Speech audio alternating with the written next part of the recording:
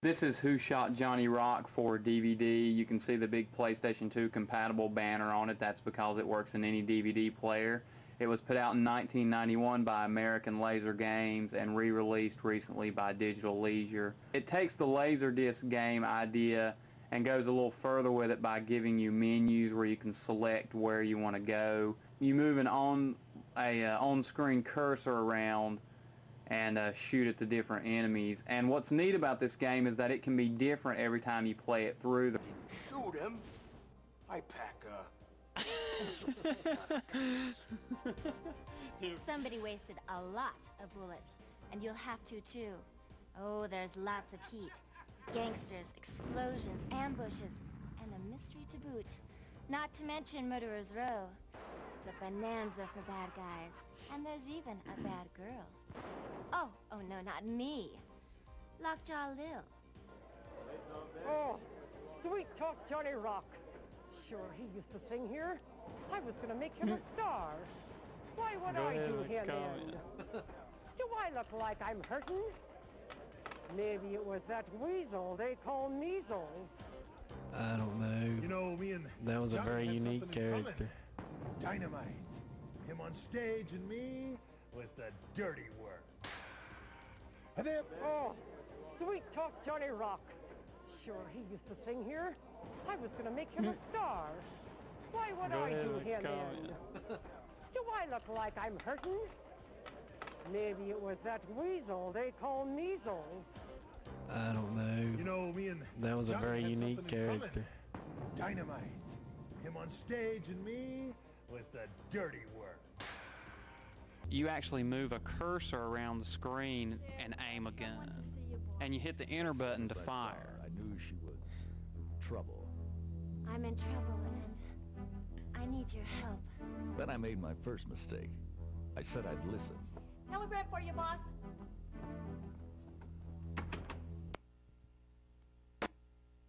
Okay, see? Good shot Someone there. shot my boyfriend, Johnny Although Rock. he shot the secretary too, but it didn't register. He was Oh.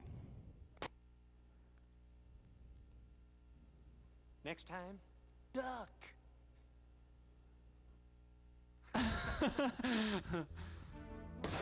Look. This is my favorite part of the game, this guy right here.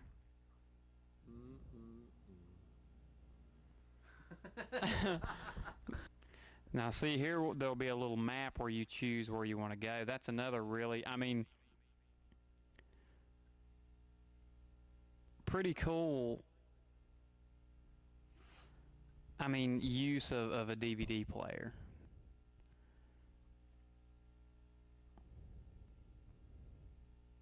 See what's happening at the warehouse. Take care of them and drop him off at the warehouse.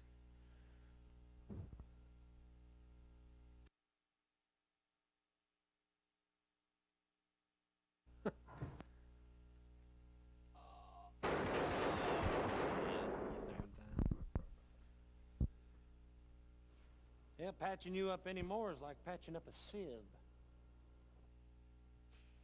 Does that make, what's a sieve? This is Dragon's Lair, put out by Bluth Group in 1983 in arcades and re-released by Digital Leisure in 1998. It's probably, definitely the most famous Laserdisc game, and on DVD it's really well done. You watch the scenes and you make choices in the scenes. It's like an interactive movie, and the choices you make determine the outcome of the game, and if you make the right choices you can beat the game. It's a very original concept when it first came out, and it's been copied a lot ever since. Even as recent as the PlayStation system, there have been games of this type. During the Sega CD era, a lot of full motion video games came out. Basically, once game systems started using compact discs as their media, there became a genre known as full motion video games, but basically that whole idea came from Dragon's Lair, which was put on Laserdisc, a new technology that had come out at that time in 1983. Actually has extras on it. Has trailers for other games by Digital Leisure, and has an interview with Don Bluth, and just about the game. If you're a big fan of the game, it's really cool. This is the original attract mode for the arcade game, which is awesome. Just has that good look to it that Don Bluth did. Now there's a few differences in this and the arcade game, and you'll pick them up if you're a big fan of the game. Enter. This is great if you love classic games, or if you just want something to do with your DVD player other than watch movies. It's not a perfect emulation. For one thing, there's a lot of little pauses in here that were not in the arcade game. Also, that little death scene you just saw where he reforms, that's at the beginning of every level whether you win it or not. So that's a little, you know, if you're a big fan of the game and you'd notice these things, but it's not really a factor. I mean, I picked this game up from GameStop for $9.99. Right. The game controls, you hit sword. You have directions and sword. That's about it. You can hit the sword button, or you can choose up, down, left, or right. That's pretty much the extent of it, which makes sense as to why it would lend well to a DVD player. It's been a long time since I played this. Here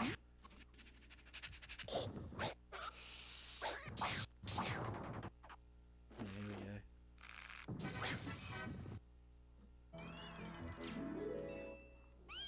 Sure, I barely remember this.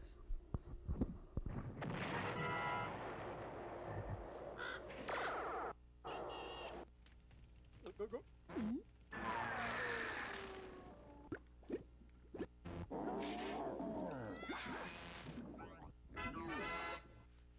There's really no words to describe the way I felt and many other people felt when this game came out. It was just so, at the time, just so ahead of its time. Nothing like it had ever been done. It was just an amazing game. And it still, to this day, has a huge following. I remember they even made a cartoon based on Dirk the Daring, which is the character you play in this game. It ran for about maybe 2 years, maybe just 1 year. Not very long. You do have to point the remote at the DVD player. We're sitting too close to the television. I can honestly say I've lived 1,000 horrible deaths.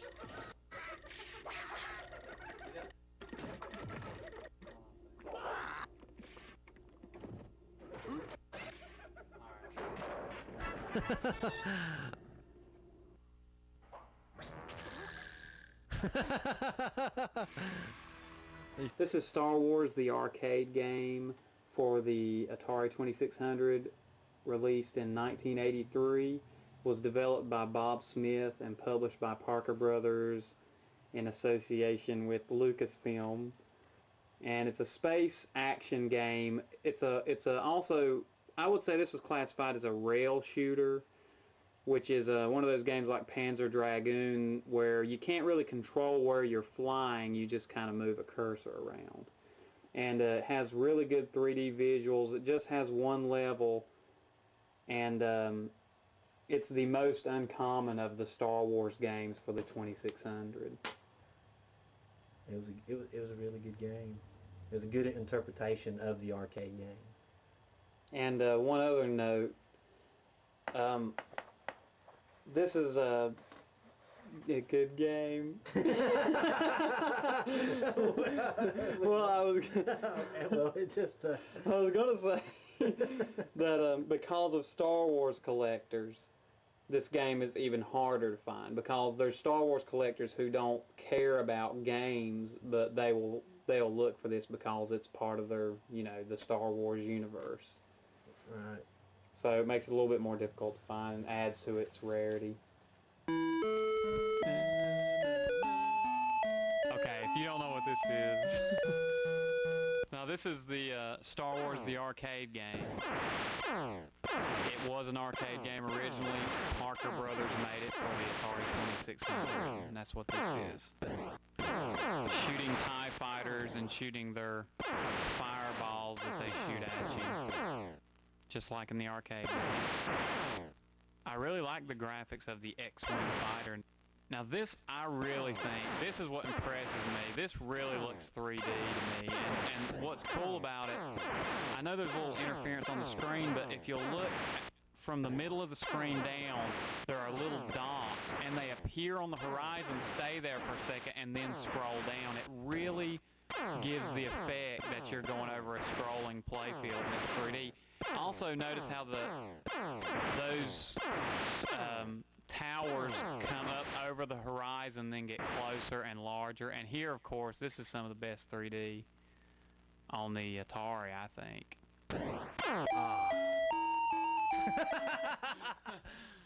And of course, what you're doing here is trying to blow the tops off the towers.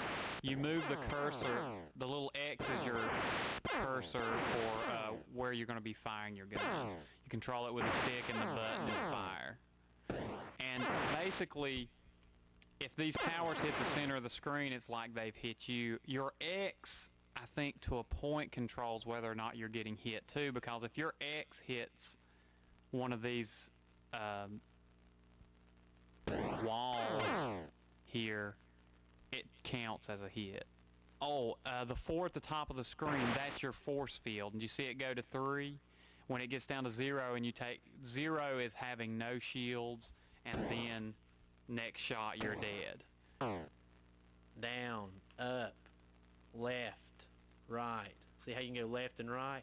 But that has no significance on this Death Star. Now when you get 2 or 3 Death Stars down the road, there'll be little guns coming out on the left and right to shoot at you, and you have to sort of get on that. Oh, here. Yeah! Yes, I am master of the universe. Luke. Was Luke the one? That reminded me of something else in the arcade game. And I had the voices, Obi-Wan's voice. Use the force, Luke. What else did he say? I think Luke would actually say, "Can't shake him." Or am I wrong? I think that does sound familiar. He only has one shield left. I can't shake him. Use the force, Luke. Okay, here we go. We're going to get to see some 3D action here. It may not last long, but you'll get to see some left and right dodging. Oh boy, it's coming fast too. Oh crap, the big ones. Oh, well, you got to see some left and right while ago, I think. It's a really good interpretation of the vector monitors and what they did in the arcade. There were a lot of popular vector games. Let's see, what has, so Star Wars was a vector game, and what else? Okay, Berserk, no, not Berserk, but Tempest was a vector game. yeah, and TaxScan, Major Havoc, that was a vector game.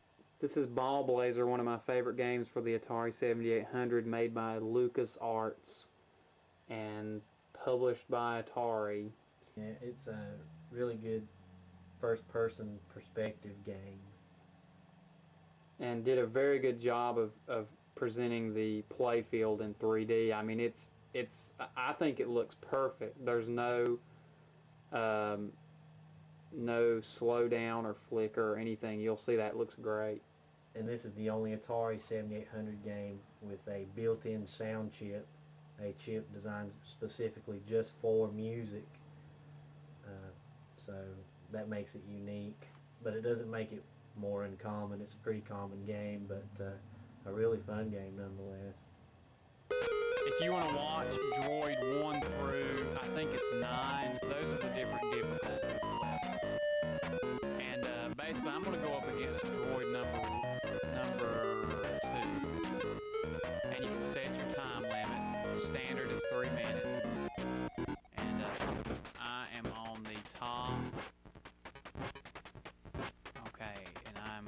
have zoomed past him. See, I just got 1 point because I just pushed it right in. And the button, when you don't, okay, when you have possession of the ball, the button fires the ball. When you don't have possession of the ball, it kind of lets out an electric shock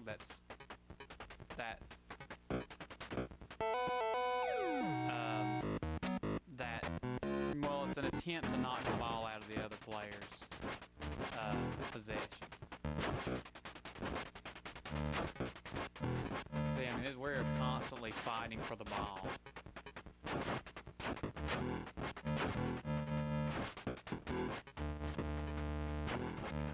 See, this is really tough, and the physics makes it fun. It's like you're really battling against this guy, like trying to push him away.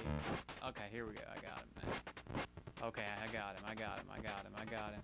See, he's behind me now, and I'm just hoping that the goal moves now. Oh, I just want to be the first one to score. Oh, well, the second one, I forgot what we were saying. See, there's only a minute left.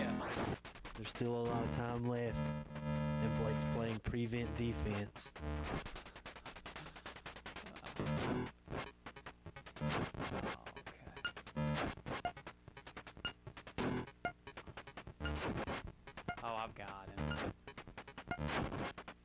I've got him. Yeah, now I get to watch him wig out. I beat him. See, it's a great game. This is Air Raiders for the Atari 2600, made by Mattel Incorporated in 1982. They are known as M Network. That was their game publishing name. And this is a flight simulation action game. There's only one game to play on this cartridge, but it's a really good game. There's a lot to do within that game. And this game is sort of borderline common, uncommon. It's not easy to find, but it's by no means rare. It is somewhat uncommon. It's a 3D type game. 40. That's as high as you can go. But when you get down into the teens, right here, you really got to be careful. It's really easy to lose track of that. That's actually a threat to this game. See, it got me right there. So. Another neat thing is at the very bottom of the screen, you see a black bar with red in the middle of it. That is like a radar. It kind of tells you where you are in this play field. And the red zone is where the enemy has anti-aircraft weaponry installed. And that's why you'll notice when you go through there, you'll see these explosions on the screen and they get closer to your cursor. The ammo is on the right. And the ammo is multi-shot. It's multi-shot. Like when you hold it down, it shoots multiple shots like a rapid fire. And you've only got, so much ammo, so that's something else you've got to watch. But once you destroy all of these enemy planes, you have to go back to the base to land. And actually, once you get to that point and you do land, the game is over. I mean, there's no second level or anything like that. It's pretty much the end of the game. The numbers. Wow. That was so close. Did you mention that? Yeah, when you are shot, you lose altitude. You lose so much altitude, and that's something else you got to sort of factor into because if you're flying down in the teens like I am right now, and you get shot, there's a very good chance you will get grounded. So the bar under the numbers, directly under the numbers, is fuel, and that's another way you can go down. If you run out of fuel, you'll go down and blow up. Pretty good animation for the enemy explosions. It's kind of and the sound effects has a really good, I don't know, I think they did a great job with the technology they had. On the last episode, He-Man Masters of the Universe, we featured that game, and that game was made by M Network as well. And you know what? That also made me remember when I was a kid, there was a cartoon called Air Raiders. I remember that. I remember that in the 80s, sometime there was, you know, a line of action figures and a cartoon, Air Raiders.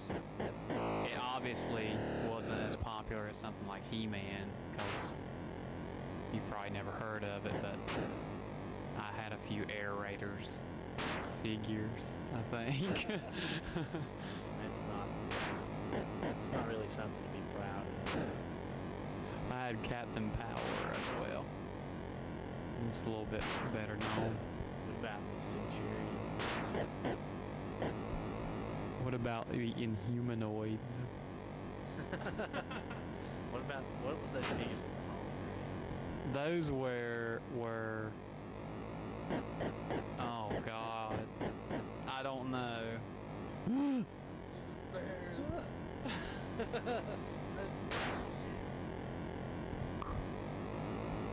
This is actually what they used to use to train real pilots for World War II. No kidding. Battles on the arcade game was used by the military, by the Army, to simulate tank training.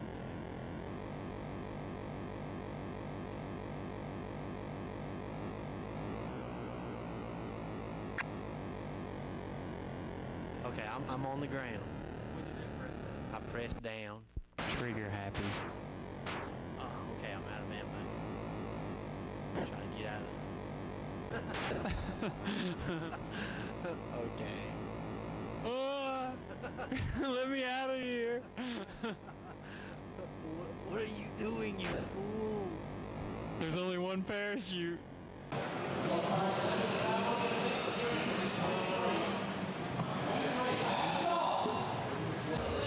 Anything you want to start? No, let's just... Through here is usually the classic games that are usually always worth it or draw quite a bit of money. It's right through here. Oh, really? So do that mini centipede. You don't have to real hard time. Real hard time. God. That is so great.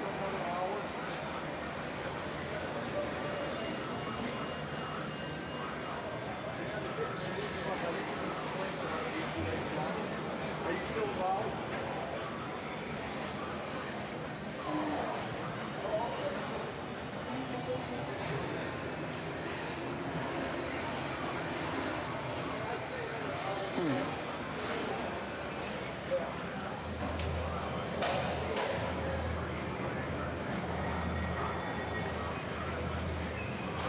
Atari, Return of the Jedi. That is extremely hard. Return of the Jedi. When did it come out? Right after the movie, I'm sure. Whatever year. Probably 83.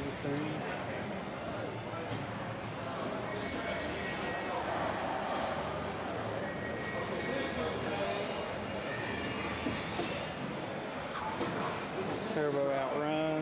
Remember? Tron. That's the one I want. Tron.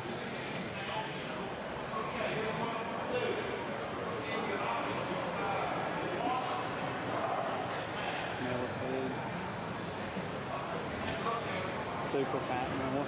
There's a main plays everything. I mean, are those legal?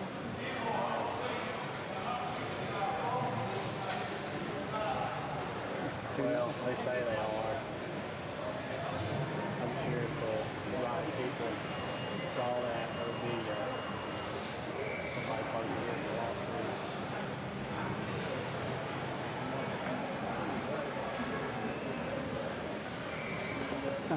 Excuse me. Did Like you're something, but I've never seen that for Congo River. yeah, no. I know, I'm gonna feel and look at it.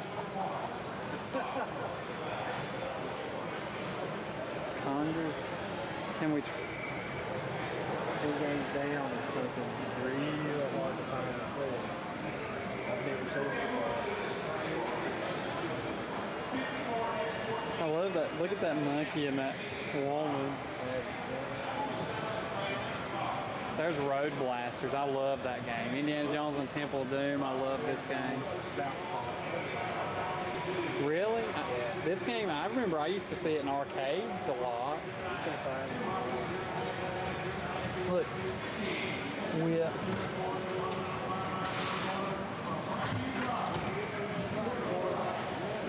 I've heard there are people now making reproductions of Lair.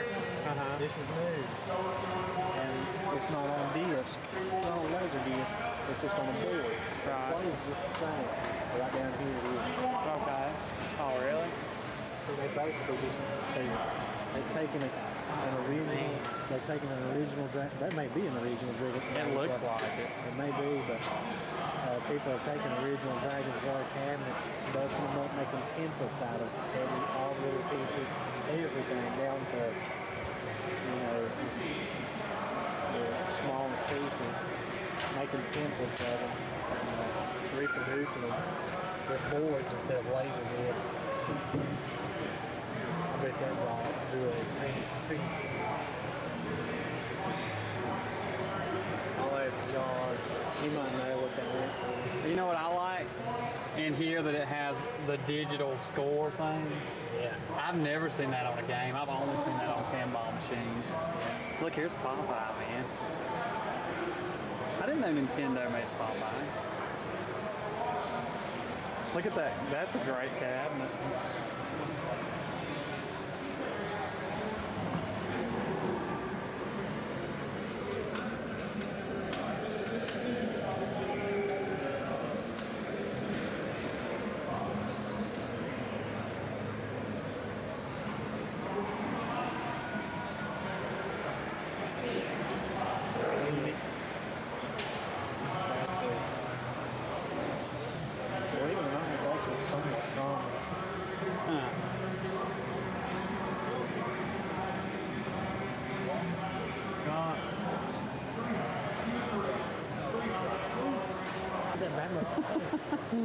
Oh, I'd like to have that Batmobile. That would be nice. Look at this bear's name is Ken. Hey, Ken. It looks like it came out of Chuck E. Cheese. Yeah, it probably did.